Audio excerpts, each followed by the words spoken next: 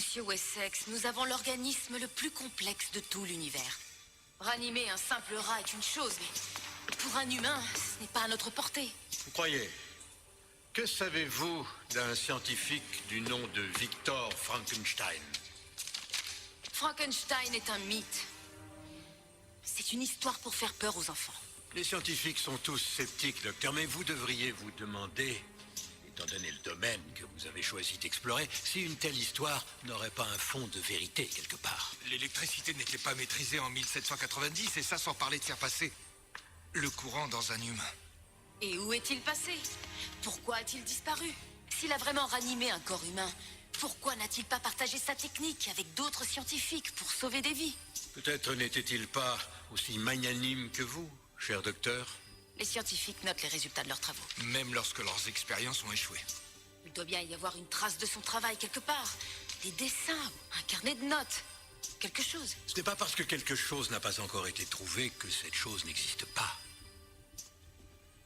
Mais si Frankenstein a vraiment existé et s'il a réellement ranimé un humain, serait-il bon pour vous de l'étudier? Mais oui, naturellement. Mais monsieur, cela fait plus de 200 ans. Il ne doit plus rien rester à part quelques bouts d'os. C'est le premier et le seul du genre qui ait existé, Dr. Wade. Qui peut nous dire combien de temps un tel sujet pourrait vivre?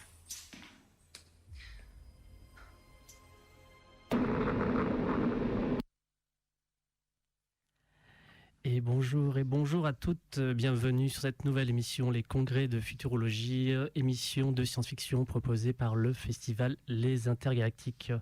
Et aujourd'hui, on va parler de Savants Fous en compagnie de l'inévitable Nicolas Sébastien-Landais. Et bonjour. Qui est toujours là.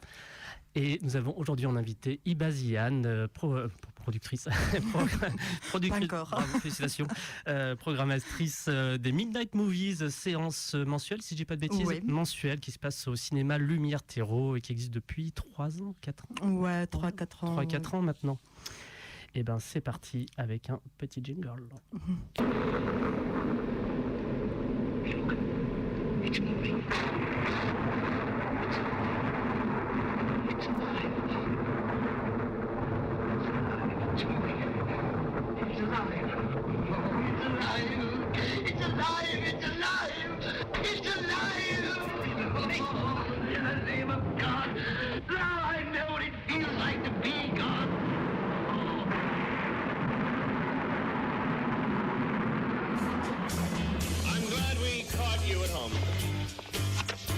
Your phone? We're both in a bit of a hurry. Right. We'll just say where we are, then go back to the car. Pleasure to meet you, Dr. Fenton. We don't want to be any worry. Well, you got caught with a flat world. How about that? Well, babies, don't you panic. By the light of the night, it'll all seem all right. I'll get you a satanic mechanic. I'm just a sweet transvestite from transsexual Transylvania.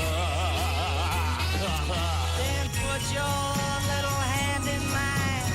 There ain't no hill or mountain we can't climb. Babe, I got you, babe. I got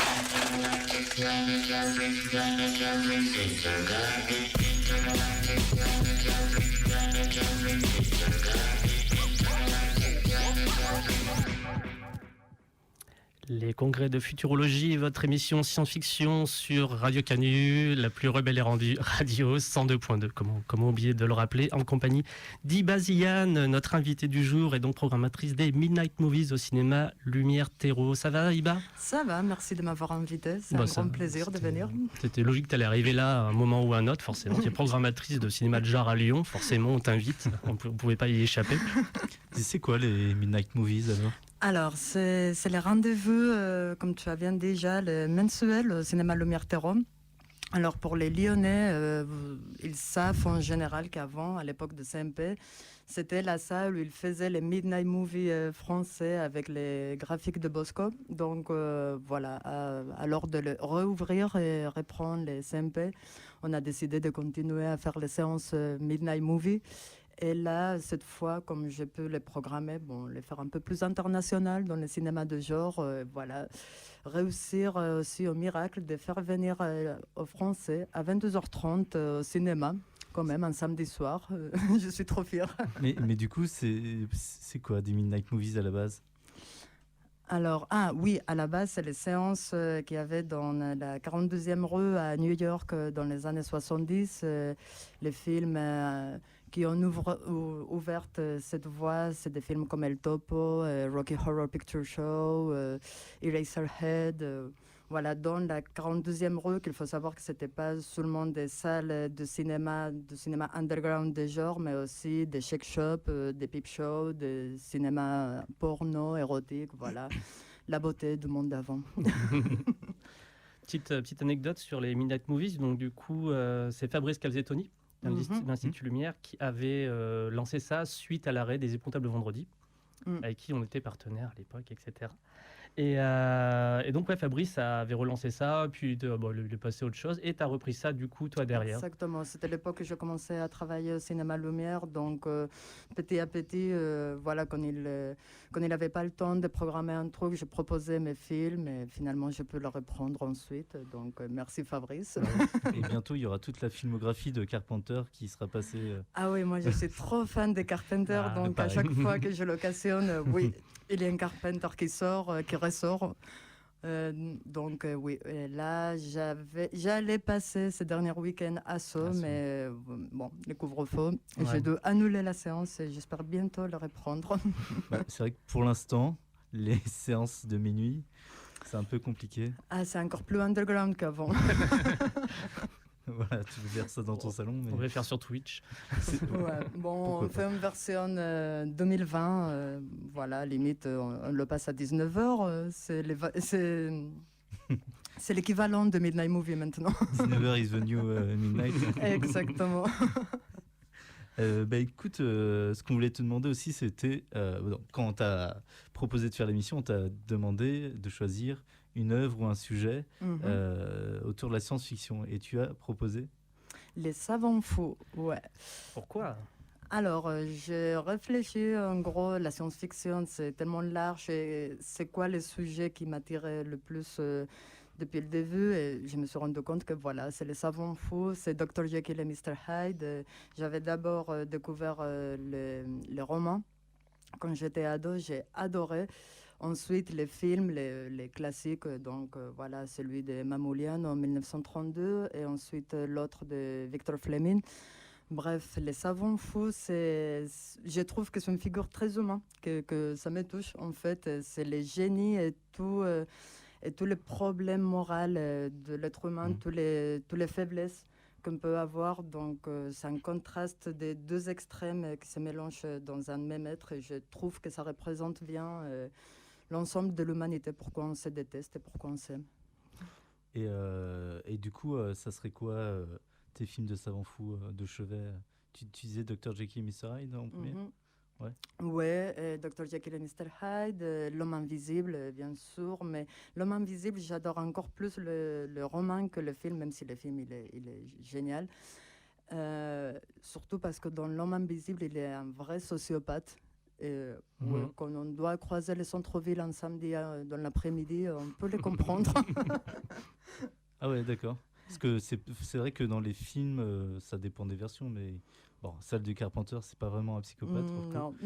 Mais ce serait plus une version à la Verhoeven, alors, du coup, dans le type de personnage. Non, il est plus méchant dans Verhoeven, vraiment. C'est plus un bad guy. Oui, exactement. Dans la version de Claude Rains, dans la vague des années 30, des films de l'Universal, celle-ci, c'est la plus proche à la personnalité du personnage dans les livres. Que c'est vraiment, il veut juste, il est comme tous les savants fous dans son expérience, son projet, et il est tellement dedans qu'il méprise toute l'humanité, tout le monde, ses amis, sa copine. Et c'est pas très méchant, c'est pas très drôle ou naïf, c'est vraiment être humain. Oui, bah, parce que du coup, j'avais noté en préparant l'émission qu'il y a, au 19e siècle, il y a eu 4 romans. En tout cas, j'en ai repéré 4 de savants fous qui sont émergés. Donc, en premier, il y a Mary Shelley, Frankenstein.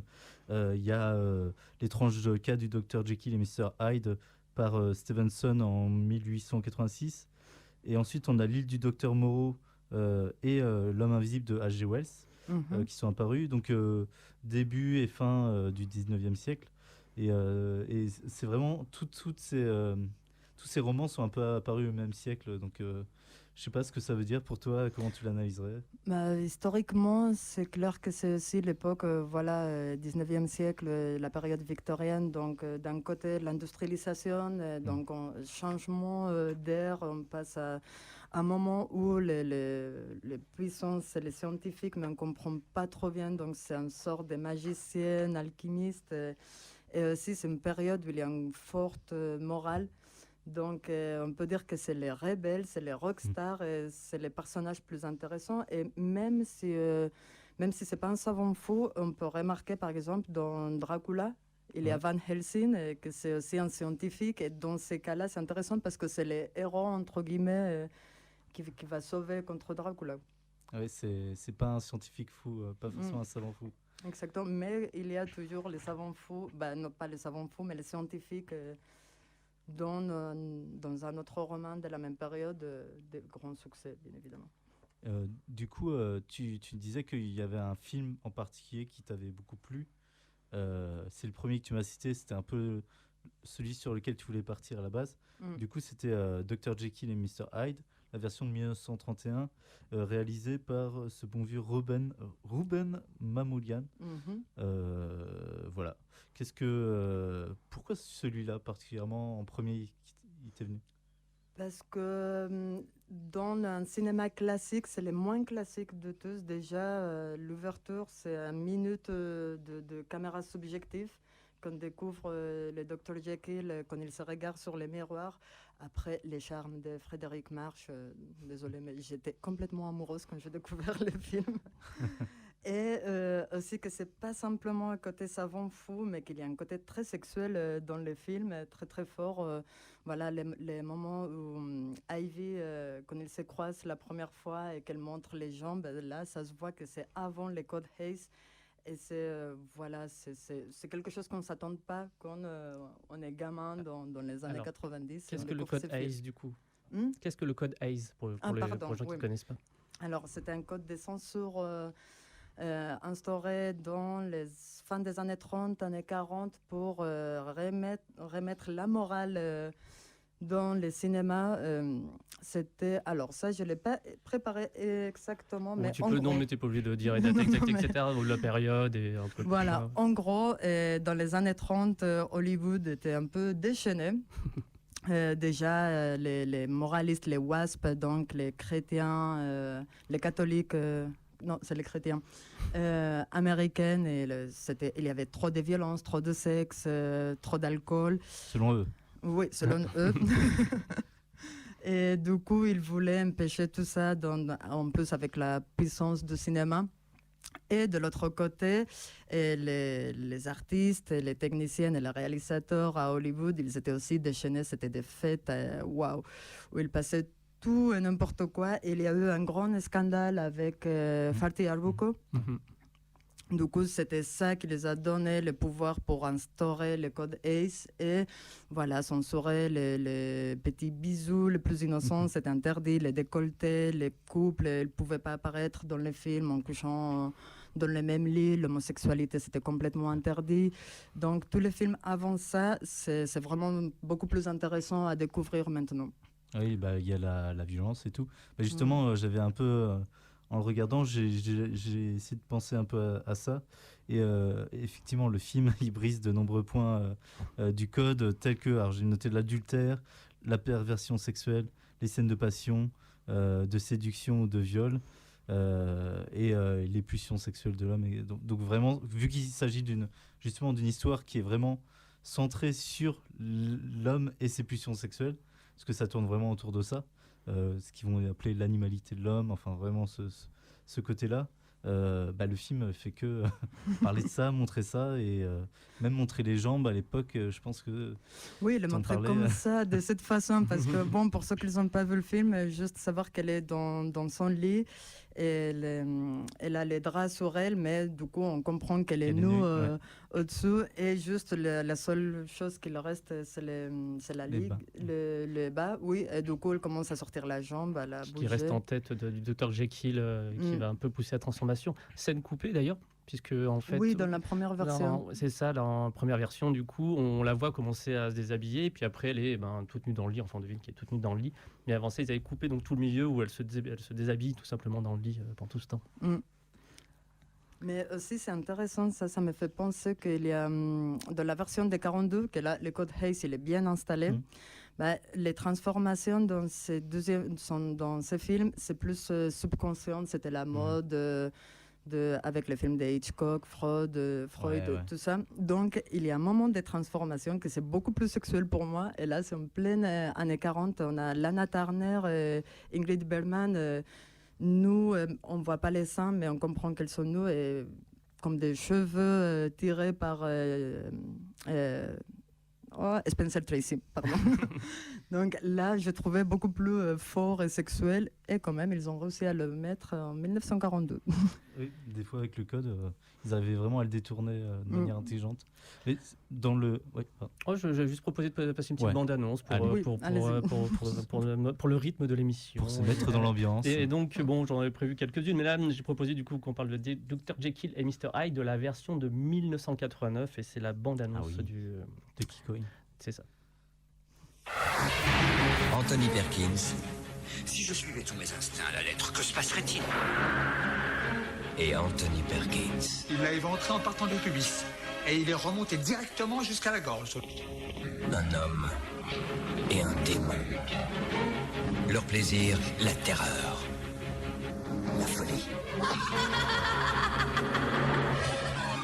Dr. Jekyll et Mr. Hyde. Je ne crois pas que tu sois vraiment quelqu'un de mauvais. Quand la peur redouble, le plaisir redouble. Associé dans la terreur, parce que je suis mauvais. Associé dans le crime. Chance. La nuit et le royaume, tout leur est permis. J'ai vraiment cru que j'étais mort.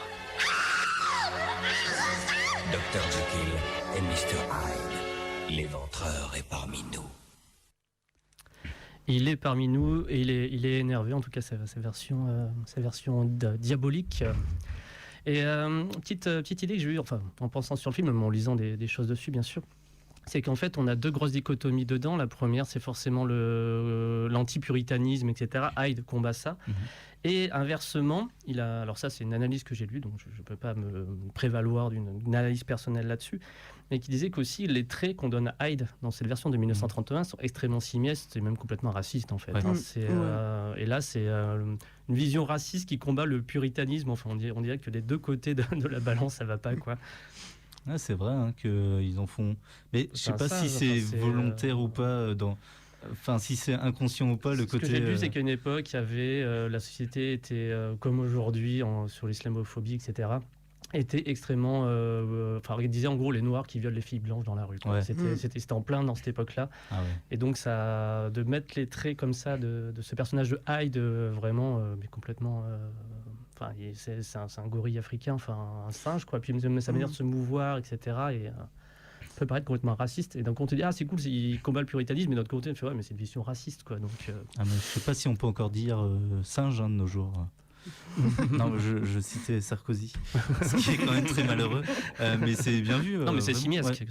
Ouais. Mais c'est intéressant ce genre de. C'est pas la première fois que je vois ce genre de film qui essaye de combattre quelque chose et qui. Avec les mauvaises armes. C'est ça, avec les mauvaises armes. Je pense même pas qu'ils essayent de combattre le racisme. Ouais. Je pense que c'est tellement naïf et subconscient. Il faut pas oublier qu'on est en 1930. Le colonialisme, il est encore très présent, donc pour eux, c'est rien de choquant. Il y avait les grands succès de l'époque, c'est Naissance de Nation, et là, c'est la figure de noir qui viole des femmes blanches, clairement. Donc, et c'est surtout très intéressant, dans toutes les versions cinéma, il y a toujours une caricature, un monstre de Jekyll, Et dans les livres, en fait, il n'y a rien de spécial physiquement. C'est le regard, c'est la façon d'être que ça met mal à l'aise toutes les personnes qui le croisent. Et ça, c'est très intéressant par rapport aux adaptations. Oui. Ouais, c'est super intéressant. Je pense, j'ai pas lu le roman. Tu l'as lu toi? Ouais, sur le roman, en fait, Jekyll est limite à un espèce de nabo, en fait. Enfin, au début, parce qu'en fait, c'est la part sombre de Jekyll qui est assez faible. Et il va un peu gagner, on va dire, en posture, mais en fait, on le voit plutôt chétif, malin, même s'il piétine une petite gamine dès le début du roman. Mais c'est pas du tout cette vision-là, en tout cas, qu'en donne l'auteur. Et puis surtout, qui devient beaucoup plus fort. Ils disent dans le film qu'il est fort comme 10 hommes. C'est quelque chose qu'on retrouve aussi dans Frankenstein et qu'on retrouve dans l'île du Docteur Moreau aussi, d'ailleurs. C'est qu'on gagne en force. D'ailleurs, il y a cette idée de vouloir devenir un surhomme qui rejoint tous ces savants fous des films que j'ai cités. C'est l'idée de vouloir se dépasser en tant qu'être humain qu'on retrouve un peu dans l'intention de ces savants fous. Moi, ce qui m'a frappé dans le film de 1931, c'est la qualité de la réalisation, l'inventivité, la modernité de la réalisation. Quand on regarde Frankenstein de James Whale de 1931 aussi, qui est très beau, très bien fait, mais qui est très académique, très fixe. Très gothique aussi. Là, ça commence par un point de vue, une caméra subjective. La caméra se balade tout le temps et je pensais même pas qu'en 1931, c'était autant possible. Non, c'est une prouesse en fait, même surtout, c'est la première transformation de Jekyll et Hyde face au miroir. Là, c'était vraiment quelque chose de techniquement impossible jusqu'à ce moment-là, mais parce que Simon Mulligan, il aimait beaucoup expérimenter, parfois pas très réussi, mais il adorait travailler avec le matière et aller au-delà du classicisme instauré à l'époque. Et ce qu'il avait fait pour la transformation, c'est avec, si je dis pas de bêtises, c'était avec un jeu de miroirs, plusieurs couches qu'il a jeté au fur et à mesure. Et c'est incroyable, jusqu'à maintenant, le voir, c'est encore waouh. C'est ça, c'est une leçon de réalisation pour plein de films qui sortent de nos jours où vraiment il y a facilement un manque d'originalité dans les films. Ça va avec le genre d'histoire aussi évidemment, mais voilà, je trouve que quand on voit des films comme ça, on se dit bref, je vais faire le vieux rack. Ils sont passés où les gens qui tentent autant de choses? C'est passé où l'imagination quoi? C'était tous ces faiseurs aussi, hein. On n'est pas très loin de King Kong, des frères Schoedsack, etc. On est des frères Schoedsack, c'est n'importe quoi.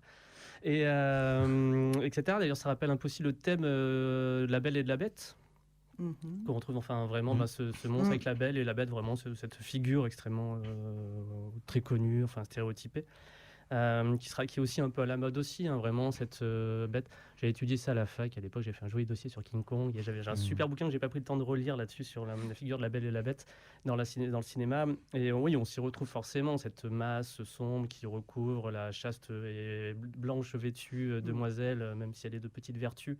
On est vraiment là-dessus, quoi. Après j'ai pas assez relu mon truc pour. Mais il y a ce côté un peu moral aussi dans le film, malgré tout.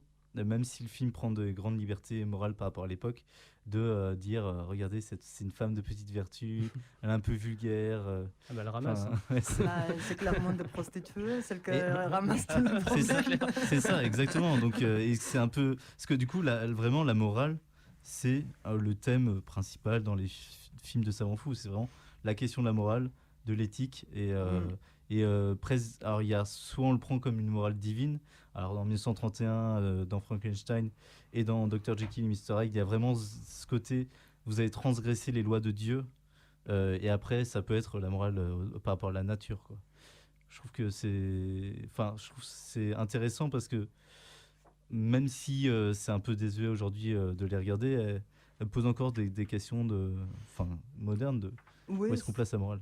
Oui, exactement. Je trouve que c'est toujours d'actualité dans les études scientifiques à tous les niveaux. Il y a une éthique à respecter, un code à tenir en compte. Et c'est ça qui marque déjà dans tous ces films et tous ces romans sur les savants fous. C'est oui, votre génie ne peut pas aller au-delà de la morale de l'humanité. Il faut mettre des limites, disons. Et du coup, le film, là, je me suis renseigné, hein, donc c'est vraiment innocent comme question. Il a fait scandale, pas du tout, il s'est passé tranquille ou pas à l'époque? Alors, à l'époque, Je sais pas exactement comment ça s'est passé à l'époque. Il est sorti, bon, il a eu son succès, mais c'était pas un grand succès comme Dracula ou Frankenstein. Ce que je sais, c'est que au moment qu'ils ont allé sortir la version de Victor Fleming avec Spencer Tracy, Lana Turner et Ingrid Bergman, là, je crois que c'était Goldwyn Mayer. Et du coup, ce qu'ils voulaient, c'était détruire toutes les copies des Mamoulian pour être les seuls Jekyll et Mr. Hyde. Et ils ont presque réussi. Heureusement, ils n'ont pas réussi. Ils ont pu sauver quelques copies de la version de 31. Et il y a quand même l'acteur principal qui a eu un Oscar. Oui, Frédéric March, c'était une grande star de l'époque. Oui. Celui dont tu étais amoureuse. Exactement, non mais comment on ne va pas être amoureuse de lui? Quelle version tu aimes du coup? Alors j'adore tous les deux, mais ouais, non, on va rester sur Jekyll. Et c'est un film vachement porté aussi sur le côté, enfin sur l'amour quoi aussi. Je m'y attendais pas tant sur celui-là. Oui, et ça m'a toujours étonnée parce que à nouveau dans les livres, c'est pas si important l'histoire d'amour. Et là, bon, on est à Hollywood, donc d'abord l'histoire d'amour, et c'est ça qui va marquer clairement la morale, s'il est bien ou mauvaise, les Dr. Jekyll. Et c'est vrai que dans toutes les versions, même celle avec John Barrymore, il y a une histoire d'amour dans le film. Ouais, au final. Mais oui. Ça pousse l'intrigue, quoi. Il y a une autre figure dont on peut un peu parler, c'est Frankenstein. Ah, ça c'est l'exception pour moi parmi les savants faux. C'est le seul que j'aime pas. J'aime l'histoire, bien évidemment, mais aussi quand j'ai lu les livres, j'aimais pas beaucoup Frankenstein, le docteur. Il était vraiment méchant. Je le trouvais égoïste et méchant. Ah ouais. Il y a eu plusieurs versions en tout cas au film parce qu'il y a eu beaucoup d'adaptations. En tout cas, j'ai vu ce matin l'extrait que j'ai passé là, en début d'émission, I Frankenstein de 2015, qui ça pique un peu quoi. Je me suis bien marré. Enfin, et c'est vraiment des gens qui lancent des expositions pendant tout le début du film, genre oui alors il y a une guerre entre les gargouilles et les machins. Oui alors toi tu es machin. Puis oui bon tu vas faire ça. Et c'est vraiment ça. Et il fait 1h30 quoi, tout péter. Enfin, faut enlever 20 minutes au début d'exposition. Est-ce que le film serait meilleur? Tu comprends? Et puis c'est une espèce de post-Matrix. Enfin, bref, c'est très insupportable. Tu donnes très envie. Ouais, non, c'est un bon nanar. Enfin, je me suis vraiment éclaté de rire tout seul devant mon ordinateur ce matin. Et la seule chose que je sais, c'est que c'est fait par les créateurs de Underworld, non? Ah, ça me paraît plutôt logique, effectivement. Là, on comprend mieux. Moi, je me suis refait le vieux de 1931, déjà en premier, que j'avais vu il y a longtemps, qui m'avait pas tant marqué, et qui m'a pas tant marqué non plus par rapport au film qu'on venait d'évoquer avant, de Dr. Jekyll et Mr. Hyde. Il y a déjà, je trouve que ça se passe très vite, tout se passe très très vite, et je crois que le seul moment qui me marque en matière de cinéma, c'est le père avec sa petite fille. Qui a retrouvé sa petite fille morte, qui marche dans un long travelling, ça me parle tout de suite. Mais je trouve que je comprends que pour l'époque, parce que c'est un film qui a eu beaucoup de succès à l'époque. C'est le film qui a mis Frankenstein sur le devant de la scène, qu'on a fait une star, etc. Je sais pas comment tu reçois toi, Iba, ce film-là. Alors toi, t'aimes pas le personnage principal? Mais le film, j'adore. Et oui, par exemple, par rapport à ce que tu disais avant, entre la mise en scène de Dr. Jekyll et Mr. Hyde de Mamoulian et Frankenstein de James Whale. Là, oui, c'est très différent, mais c'est aussi très intéressant parce qu'il y a un sort. On voit déjà que tous les techniciens allemands qui fuient l'Allemagne parce qu'ils sont juifs ou communistes, etc., et qui se met à travailler à Hollywood, il met en place tous ces côtés gothique, un peu gothique, l'expressionnisme. Ouais, exactement. Et on voit plein de choses que c'est presque comme Caligari. Par exemple, quand il va kidnapper la fille dans la chambre à la fin, c'est Caligari. Bref. Il y a dans un autre style quelque chose de très intéressant, de très humain, et ça, c'est le film qui m'a réconcilié avec le Dr. Frankenstein. C'est celui de 31, ouais. Du coup.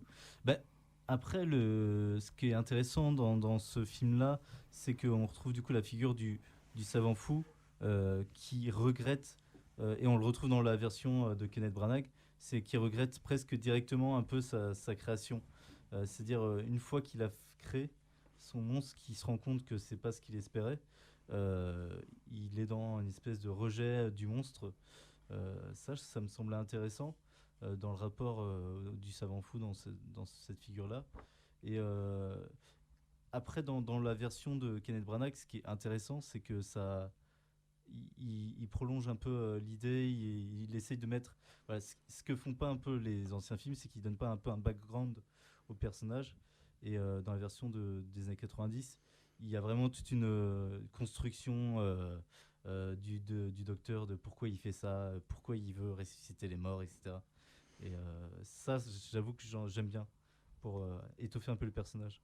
Je t'avoue que la version de Branagh, ça fait longtemps que je ne l'ai pas vue. Bon, je l'avais vue à l'époque, et ça ne m'a pas marqué beaucoup. Je n'ai pas aimé. Je trouvais que c'était l'époque déclin de Robert De Niro, de dire mais pourquoi vous faites ça Donc, j'ai passé un peu à côté. J'ai trouvé que même trop expliquer, ce n'était pas nécessaire. Toute cette partie d'expliquer le background... on n'a pas besoin forcément, c'est tellement un mythe dans la culture moderne que moi c'était un peu...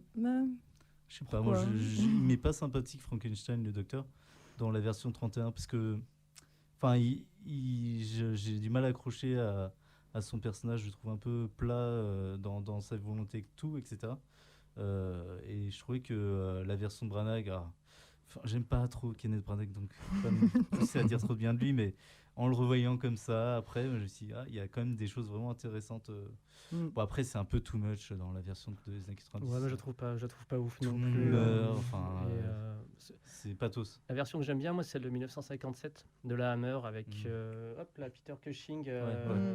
Et là où il est beaucoup plus cynique, amoral, obsession, enfin, il est plus habité par ce rôle de Frankenstein. C'est une super version. En tout cas, c'est ma préférée de Frankenstein. Alors, je vais trancher. Ma version préférée, c'est Mel Brooks. Ah bah oui. Grave. En fait, oui. Pourquoi on débat? Exactement. Non, c'est vrai que du coup, le titre du roman, c'est Frankenstein ou le Prométhée moderne.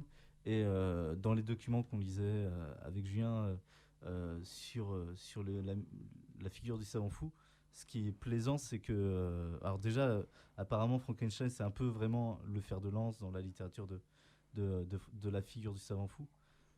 Ça a été un peu initié par Faust, apparemment, dans la construction d'un mythe un peu plus moderne, qui se détache de Prométhée, et qui est un peu tourné vers des réflexions, une construction mythologique plus ancrée sur l'humain et sur la société moderne.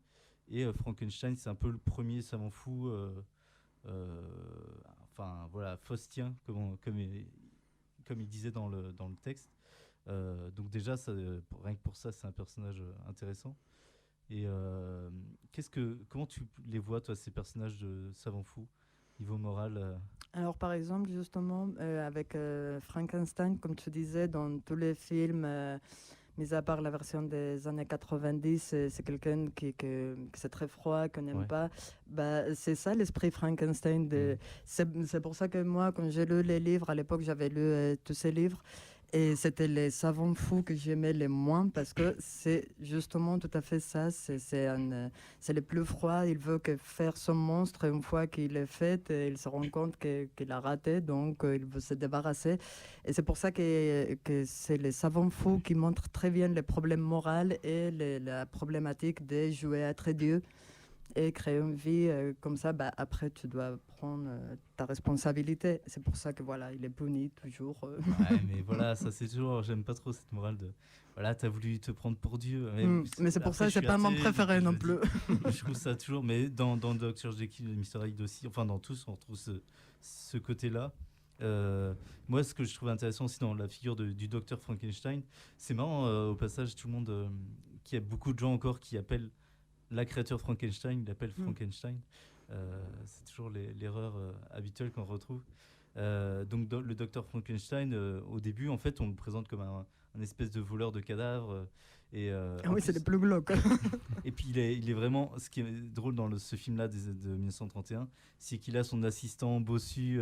Donc on est vraiment dans le cliché de Igor, l'assistant bossu. Mais oui, où ils vont voler des cadavres. Donc il y a vraiment ce côté où on transgresse déjà des lois de la société, toutes les lois de la société, pour ensuite transgresser celles de Dieu, celles de la nature. Avec à côté de ça, il est tiraillé parce qu'il y a l'amour, il y a toujours l'histoire d'amour. Il y a la femme qu'il aime, qui essaye de la ramener un peu vers la raison. Il y a toujours cette figure féminine de... alors, il y a ce côté un peu faire valoir dans les personnages féminins de l'époque, évidemment. Mais on retrouve souvent cette figure féminine de... Je vais essayer de ramener vers la raison, vers la société acceptable, l'homme que j'aime. Oui, parce que c'est vrai, ils ont tous aussi un point commun, que c'est comme des outsiders, des vrais rebelles qui sont hors de la société. Ils vivent toutes seuls, ils sont des voleurs de cadavres, qui travaillent dans ces laboratoires, dans la nuit. C'est pour ça que cet stéréotype de figure féminin qui va essayer de les sauver, les remettre dans le bon chemin. Et aussi, je me rends compte que souvent, à la fin des films, ils sont poursuivis par la foule, soit Frankenstein, soit l'homme invisible, Mr. Hyde. Voilà, c'est les derniers rebelles du monde moderne. Il y a la vindicte populaire un peu habituelle, toujours. Si on veut voir une foule en colère, faut regarder un film de savant fou. Parce que exactement, et c'est pas un reflet de la société à la fin, parce que c'est toujours la masse. Maintenant, on le voit sur les réseaux sociaux. Quelqu'un qui dit quelque chose de différent, qui s'en bat la foule, il tombe sur lui. Les réseaux sociaux comme nouvelle foule déchaînée de...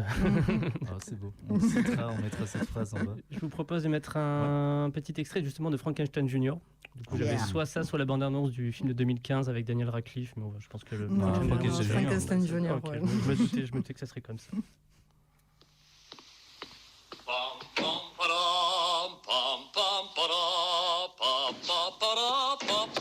Bienvenue à Madame Frankenstein.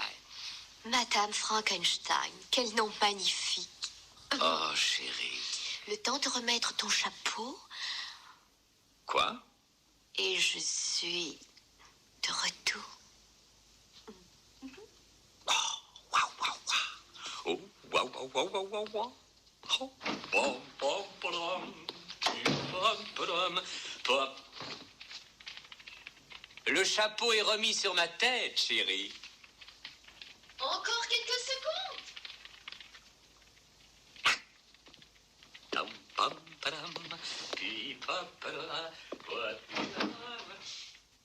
La di da da, la di da da, la la la la ram, la di da ram, da di da da, la di da da.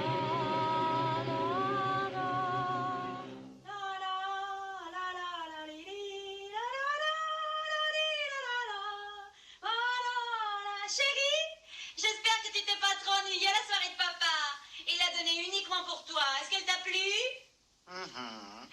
Chérie, est-ce que tu t'es changée? T'as vu, il y a un panier prévu dans la salle de bain pour tes chemises et un autre pour tes chaussettes et tes caleçons douteux. Ben voilà!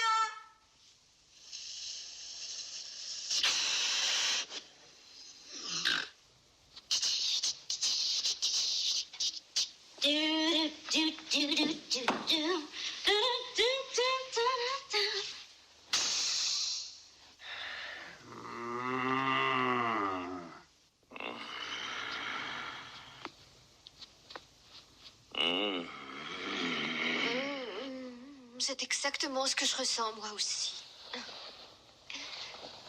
Une chose me tracasse malgré tout. Je n'ai pas très bien compris ce qui était arrivé pendant cette opération. Tu sais, quand tu as fait ce transfert, le monstre a eu une partie de ton merveilleux cerveau. Mais toi, qu'as-tu pris en échange?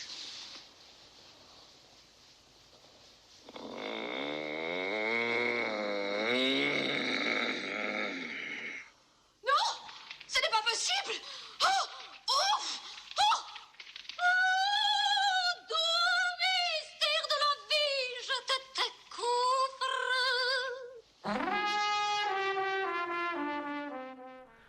Voilà, Frankenstein Junior de Mel Brooks, classique. Donc c'était un peu la scène finale, on a spoilé. Bon. On peut spoiler un tel film. Donc nous sommes Iba Ziane, programmatrice du Minute Movies au cinéma Lumière Terreau, et on discute actuellement des savants fous. Sur Radio Canu, la plus rebelle des radios. Français, si on dit 102.2 la plus rebelle ou la plus rebelle 102.2. On va se caler. Varions les plaisirs, comme dans l'extrait. On va se faire les petites pancartes. En écoutant ce merveilleux extrait, je me disais que du coup, il y a vraiment un espèce de rapport aussi à la création, logiquement, avec le savant fou, et donc à la paternité, il y a ce côté-là. Et avec toujours le truc un peu freudien de tuer le père ou être tué par sa propre créature. Je trouve que c'est quelque chose qui revient vraiment dans les schémas. Je trouve que c'est quelque chose qui revient beaucoup. Oui, en même temps, voilà, à nouveau, c'est la même période, c'est fin du 19e siècle, c'est aussi Freud, donc inévitablement, même sans le faire exprès, je pense qu'il y avait tout un mélange des idées, c'est influencé les uns aux autres, et sur l'art, sur la littérature, forcément, il y a un reflet. C'est-à-dire, oui. Et dans la version, j'ai reparlé de la version 90, il pousse vraiment le truc de l'entre-destruction. Du jeu de destruction du docteur et de la créature l'un envers l'autre, et de cette espèce de chasse entre deux, ça c'était vraiment plutôt pas mal aussi. Il y a des choses bien dans ce film, mine de rien. Moi la première fois que j'ai vu, je l'ai pas trouvé super, hein. Mais je sais pas, là en regardant, il doit peut-être pas mal vieillir quand tu le regardes un peu tranquille, sans trop d'attente, j'imagine. C'est ça, avec moins d'attente, vu que moi je l'avais pas trop aimé. Vraiment, j'ai trouvé des choses plus intéressantes qu'au premier visionnage.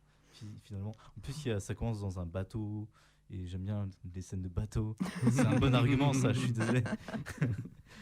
Ouais, ben voilà, sur la figure de Frankenstein, je trouve qu'on a dit pas mal de choses. T'avais d'autres choses, toi, qui t'interpellent un peu sur ce Sur Frankenstein, non, je pense qu'on a pas mal développé. Surtout, ça m'a touché ton courage pour défendre la version des années 90. Je suis spécialiste pour ça. Oui, je confirme tout à fait. Je défends l'indéfendable. Tel Frankenstein défendant ses études et sa passion. Il y a vraiment ce délire de l'obsession aussi que j'aime beaucoup. Ils ont tous des rapports un peu différents. Dr Jekyll, il n'est pas directement dans l'obsession. Il poursuit ses recherches.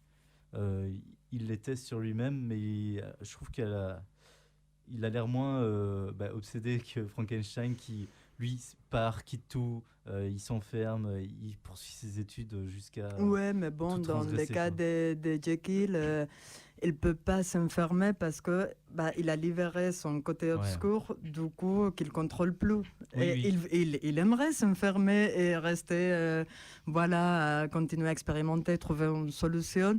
Mais son grand problème, c'est justement ça, qu'il ne peut pas maîtriser son monstre intérieur qu'il a libéré. Et c'est pour ça aussi que je trouve très intéressant le Dr Jekyll, parce que c'est penser que le pire de nous-mêmes, qu'on l'a tous, c'est ça qui nous fait qui nous sommes, se détache, et tous les pires qu'on peut avoir, c'est l'hiver, il n'y a pas un bon côté qui va l'équilibrer. Donc vivre avec ça, c'est plus intéressant. Et oui, le pauvre Jekyll, il ne peut pas s'enfermer. Et dans la postérité un peu de ce film-là, de cette œuvre, je dirais que, tu vas me dire, c'est peut-être n'importe quoi, mais j'ai l'impression que La Mouche, même si on ne retrouve pas ce côté se séparer, mais on retrouve il y a beaucoup de choses en lien avec Jekyll. Je dirais que c'est un peu un enfant, une œuvre enfant un peu de Jekyll. Oui, mais aussi avec L'Homme Invisible. Ouais. On parle de L'Invisible, tiens. Tu dis que t'adorais ? Oui. J'aime beaucoup L'Homme Invisible. C'est surtout, on parlait de la version de Verhoeven au Carpenter, même si j'adore Verhoeven au Carpenter, c'est pas du tout réussi. Ça tombe trop dans la facilité, essayer de le faire drôle.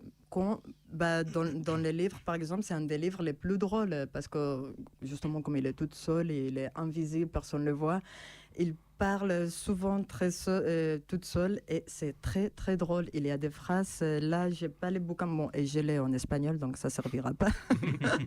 Mais vraiment, je vous conseille de les lire parce que parmi les savants fous, pour moi, c'est les plus drôles de tous. C'est qu'il y a beaucoup d'humour du coup. En tant Oui, que personnage. mais un humour très très cynique, vraiment.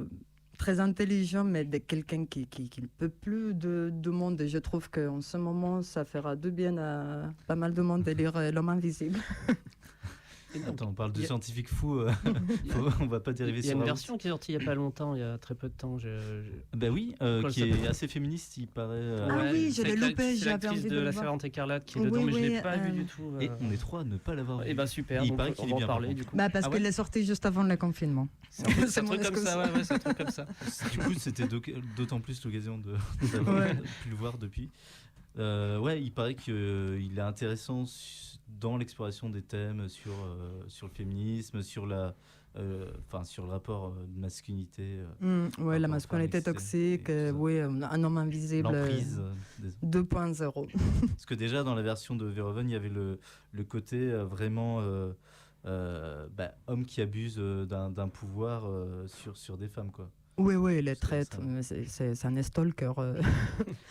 Tu disais que dans le roman, alors du coup, tu l'as lu aussi, Julien, L'Homme Invisible. Ouais. Il y a 1000 ans, quoi.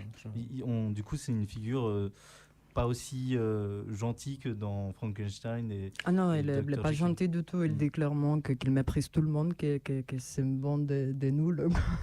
Surtout parce qu'il doit se cacher dans un village avec des paysans et c'est un mépris total par tout le monde. Il y a un sort de Sancho Panza, Igor, qu'il réussit à choper à base de le faire peur. Il devient son servant pour aller le chercher de la nourriture, ce type de choses. Et surtout, il doit développer tout son génie pour arriver à survivre en plein hiver en étant invisible. Donc là, on retrouve un savant fou qui teste sur lui-même, comme Jekyll, son expérience. Et comme dans La Mouche d'ailleurs. Exactement. Et ça tourne mal, ça tourne jamais bien. Ça serait quoi la morale un peu de tout ça? J'ai l'impression que la morale c'est toujours... c'est pas bien de... c'est qu'il y a un prix à payer surtout. Ouais, c'est intéressant parce que je trouve que de nos jours, ces réflexions-là sur l'éthique, en fait c'est des réflexions sur l'éthique scientifique, ça a vraiment énormément disparu. Il y a eu une période où on en parlait pas mal, la période clonage un peu. La fin des années 90, pas mal. Fin des années 90, ouais. début 2000. Mais là, c'est quelque chose qui a été vraiment évacué, dont on ne parle plus.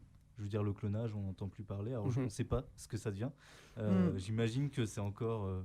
Normalement, c'est dit que c'était contrôlé, que c'était une des grosses lois bioéthiques qui a un peu donné le là sur pas mal d'autres.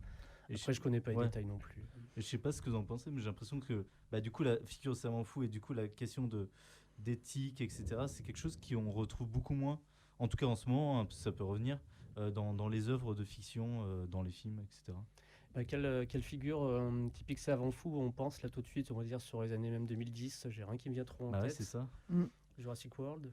Moi je pense à John Hammond. J'avais noté John Hammond comme, mais du coup c'est années 90. Oui, ça c'est vieillissant. Un peu... mais du coup John Hammond, je trouve c'est vraiment la figure du. Alors c'est pas un savant directement, c'est ça le truc, mais du mec qui a un rêve d'un projet scientifique qui aboutit et qui transgresse les lois de la nature et ça tourne mal, etc. Donc on retrouve un peu le schéma. Moi, dans ces dernières années, je trouve que les savants fous, il est toujours présent, mais parce que c'est des figures qui étaient déjà là dans les super-héros. Dans les super-héros, il y a toujours les savants fous, et là, on vit dans la période des super-héros pour tous les goûts, de tous les types. Et voilà, si on pense même rapidement, il y a toujours un savant fou derrière qui a créé ces monstres, ces héros, qui travaillent pour les méchants, pour les bons. Oui, Iron Man, Hank Pym de Ant-Man, si on parlait Marvel du coup. Ouais, Capitaine America. Ils sont plutôt positifs quand même, ces gens. Ils sont pas fous. Ouais, ils sont un peu timbrés, mais ils vont vers le bon sens. Non, mais moi, par exemple, je pense dans Captain America, les méchants... Le méchant nazi, là, ouais. Joué par Toby Jones. Non, c'est... Dans les premières, c'était pas... C'est celui qui... Uro Weaving. Oui, c'est ça. Oui, dans le Red Skull. Mais là, je me souviens pas si c'est un scientifique, un savant fou. Mais non. tu vois, c'est un film qui se passe dans les années 30, justement. Et il y a vraiment ce délire de reprendre un méchant un peu de l'époque typique. Ouais. Moi, je te propose un autre truc plus récent. Et là, je viens de finir The Boys. Ouais. Ah oui. Là, même les BD, les plus récents. Il n'y a pas la figure, j'allais dire, parce qu'il y a la figure de la méchante. Et d'ailleurs, c'est dans un des textes qu'on avait lu sur le savant fou, il y a vraiment cette... je vais venir dessus, je vais en parler un peu. Il y a cette idée-là qui était avancée que, à l'époque, fin 19e siècle et années 30, etc., on a la figure du savant fou. Puis survient la Seconde Guerre mondiale, avec la découverte des camps de concentration, du docteur Mengele et tout ça, et d'un autre côté de la bombe atomique. Et il y a un glissement, enfin du coup c'est analysé un peu comme ça dans le livre, il y a un glissement de le savant fou à la science folle. C'est-à-dire qu'on enlève un peu la figure d'un savant fou qui fait quelque chose vers, tiens, c'est plus la science qui est devenue folle et qui est devenue incontrôlable. En fait, il n'y a plus une figure précise, mais il y a des transgressions par la science plus générale, quoi. Et je trouve qu'on retrouve un peu ça dans ce que tu disais. Dans The Boys. Par exemple, oui, la science fou dans les cadres des années 50, la guerre froide, la peur nucléaire, tout ça. Oui, bien évidemment. Là, c'est une peur générale, c'est pas la figure de savant fou. Par contre, dans The Boys, c'est partagé. Il y a bien ça. Mais je ne veux pas faire des spoilers, juste vous avez regardé la saison 2 ? Oui. Le premier épisode, mais je m'en fous un peu, tu peux spoiler. Ouais, non, mais pour les gens qui écoutent, bon, sans spoiler, je trouve que dans la saison 2, oui, c'est pas les savants fous personnage principal de tout le problème, mais il y a un savant fou avec plus de morale, on va dire. Oui, c'est vrai, effectivement. Et alors moi, j'avais noté que ça serait bien de parler de Lily Dr. Moreau, mais du coup, tu l'as pas vu. Je connais pas trop. C'est d'après Wells aussi. Ouais. Et là, bon, je me suis revu la version avec Marlon Brando. Eh ben non, mais je suis désolé, je m'attendais à... C'est pas la version qu'il y a Val Kilmer aussi du coup. Mais c'est celle que tout le monde dit donc elle est horrible. Alors c'est pas un bon film, mais alors, enfin, c'est tellement moins un horrible film que je m'imaginais. Bah franchement, moi ça va, je trouve. Mais oui. Et franchement, parce que je connaissais pas les conditions de production, parce que je lançais pour dire je regarde le film Dr. Moreau que j'ai jamais vu à l'époque, quoi. Et en me disant putain, c'est trash le truc, quoi. Et pas si mal branlé. C'est pas fou de ouf, si on peut dire si cette expression existe. Mais les make-up sont assez dingues. Ça suit son propos, enfin c'est le propos du bouquin, mais ça suit son propos et ça le dévoie pas, ce qui est déjà bien pour une production hollywoodienne en soi. Il y a quand même quelques idées, enfin. Ça se suit bien, ça se regarde bien. Enfin, je veux dire, c'est pas un film pénible à regarder. Je suis d'accord avec toi. En fait, je m'attendais. J'avais vu la version des 70 avec Michael York, qui est très cool. Mais cette version-là, elle est très agréable à regarder. Elle vole pas ultra haut, voilà, c'est ça mais elle explore les thèmes quand même. Et du coup, en plus, il y a Marlon Brando. Je suis désolé. Alors certes, il était accablé du suicide de sa fille à ce moment-là, etc. Mais ça fait plaisir de le voir. Alors j'y vais en VF, donc ça. Alors pourtant j'adore Marlon Brando en VO, mais bon, j'ai trouvé que ça. Et ça me faisait quand même plaisir de voir sa petite bouille, sa vieille bouille du coup. Donc on parle de la version de 1996. Ouais, de 96, réalisée par John Frankenheimer et qui avait été commencé, enfin au départ réalisé par Richard Stanley, qui a quitté la production assez tôt. Et donc a été remplacé au pied levé par John Frankenheimer. Il y a même Val Kilmer qui était dedans, puis qui est parti, puis qui est revenu. Enfin, c'était juste, c'est pas la version où ils ont fait un documentaire sur l'enfer qui a été les tournages. Et j'ai grave envie de le voir. Oui, moi aussi. Moi j'ai des trucs dessus que après regarder le film, j'ai dit tiens bon qu'est-ce qu'il y a autour du film. J'ai fait ouais quand même il a ramassé quoi. Mais oui, il est très mal noté sur Sens Critique. Je trouve qu'il mériterait un 5 et Ouais, là il est en pareil. dessous. Mais enfin, je veux dire, calmez-vous les gens. Et je pense que les gens ont été déçus à l'époque et Ouais, c'est ça. l'aura du film est restée telle quelle. Et en tant que néo-regardant de ce film-là, je fais ouais, ok, un film fantastique des années 90 qui est pas trop mal branlé, qui est pas parfait, mais. Et qui est original dans son histoire finalement. Enfin, je veux dire, du coup, tu vois, il est beaucoup moins connu ce film-là, enfin cette histoire-là, et pourtant elle est intéressante. Elle touche à un thème complètement différent, tout en étant complètement dans le thème. Donc là, on a un savant fou qui est plus, qui est en plus avec la figure de Marlon Brando, qui est vraiment un personnage qui est un peu plus profond, on va dire. C'est un personnage qui se montre très gentil, très bienveillant, etc. En fait, il est pas tant que ça parce qu'il crée des créatures. Pour donner un peu l'histoire, c'est quelqu'un qui atterrit sur une île qui est dirigée par un savant qui était très connu, qui a eu un prix Nobel, qui a disparu depuis 18 ans. Et en fait, sur cette île, il crée des espèces d'hybrides hommes-animaux. Voilà. Et donc, il en crée plein. Et donc, voilà, il se retrouve au milieu de tout ça. Donc, il y a une espèce d'île remplie d'hommes-animaux. Donc, il y a vraiment cette question, voilà, de ce questionnement autour de l'éthique, de la morale et sommes-nous, enfin, notre part d'animalité aussi, un peu à Dr. Hyde, ce côté-là. On me dit dans le micro qu'il me reste 5 minutes. Donc toi, tu l'as pas vu ? Il nous reste 5 minutes. Il nous reste 5 minutes. Est-ce qu'on est une équipe. Est-ce qu'on a envie de conclure sur... Non, pas. Enfin, peut-être un petit mot à Diba quand même pour. Sur La question piège, dis quelque chose, Iba. Sur le sujet. Mais parle. Si t'avais, Voyons, vous avez la parole, prenez-la. si toi, tu avais envie de conclure un peu sur ce sujet, si pas là comme ça en froid. Comme ça, je te jette. Allez, vas-y, vous conclusion. Me jetez la balle. Est-ce que tu conseilles la saison 2 de The Boys ? Oui, c'est sympa. Ouais. C'est moi pas... j'aime bien, mais rien de fifou quoi. Exactement. C'est vrai. C'est sympa. Regardez Cobra Kai par exemple. Oh oui, j'adorais Cobra Kai. J'ai adoré. Ça, c'est le même type de choses. Je m'attendais rien du tout. Et je suis tellement content. Ça fait 2 ans que j'emmerde. J'adore Cobra Kai. C'est génial. Je suis en train d'écrire un super article dessus. Genre, et juste pour les savants fous, oui, on n'a pas eu le temps, mais regardez Reanimator. Surtout, ça montre très bien poussé à l'extrême tous les clichés, tout ce qu'il y a autour de la figure de savant fou.